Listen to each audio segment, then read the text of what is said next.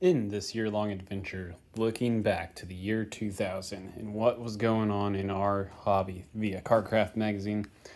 Excited about February 2000 issue because they have this feature on the other 350s. We are going to start with Buick as the first, of course, the alphabetical order, BOP. And honestly, if you would ask myself about 25 years ago, I would have guessed that all of the GM 350s were at least the same block, and then they let each of the manufacturers kind of go from there. But that is not the case. So this is really interesting.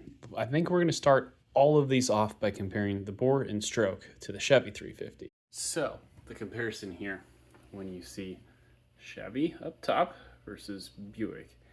And usually when you have a longer stroke, especially when it's longer than the bore of your cylinder, that is more indicative of an engine that's going to succeed in the torque department.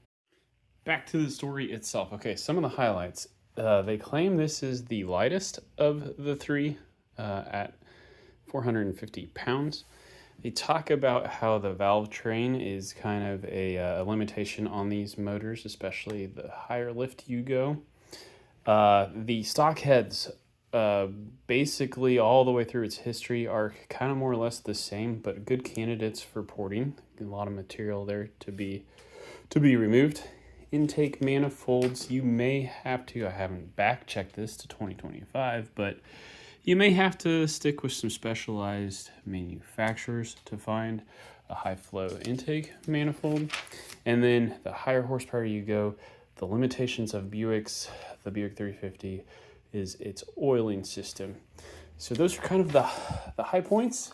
Top it off with a nice ram air situation.